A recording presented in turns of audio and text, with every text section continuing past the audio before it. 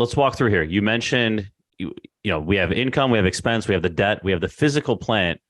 Talk to us a little about the physical state before we dive into actual rental income here, because I think it's one of the things that's missed by a lot of investors or underappreciated.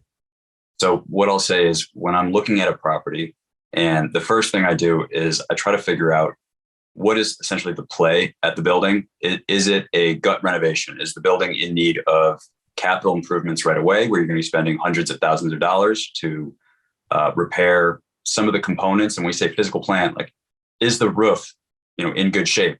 Do you need just another coat on it, or do you need to tear it off completely? Because it's going to cost a very different amount.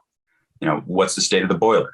What are the, do you need to replace the windows? Do you need to replace lintels, porches, et cetera? And so you have to factor in any of this, right? Is it a stabilized asset where all of this has been done? Has it been gut renovated in the last couple of years? Is it new construction?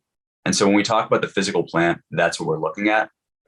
And it helps us determine kind of which lens is going to be most useful when underwriting. So if I know that it is a gut renovation, as in this whole building needs, $100,000 per unit to make it what I expect it to be, then I'm probably going to be looking at a long-term goal.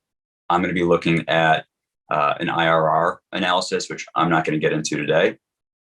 But if on the flip side, it's a 6 flat that has been renovated in the last 10 years, it's in good shape, the rents are close to top of the market or right where they should be, and it doesn't have major capital expenses coming up, what I'm going to do is I'm going to look at the current picture, and then I'm going to look at the year one picture, and I'm going to find a blend for that and determine kind of where the value is.